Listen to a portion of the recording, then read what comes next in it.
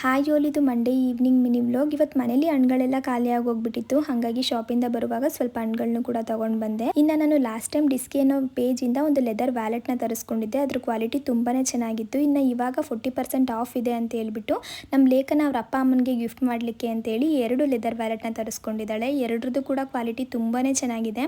ನಿಮ್ಗೆ ಏನಾದರೂ ಬೇಕಿದ್ರೆ ಪೇಜ್ನ ಟ್ಯಾಗ್ ಮಾಡಿರ್ತೀನಿ, ಒಮ್ಮೆ ಚೆಕ್ ಮಾಡಿ ನೋಡಿ.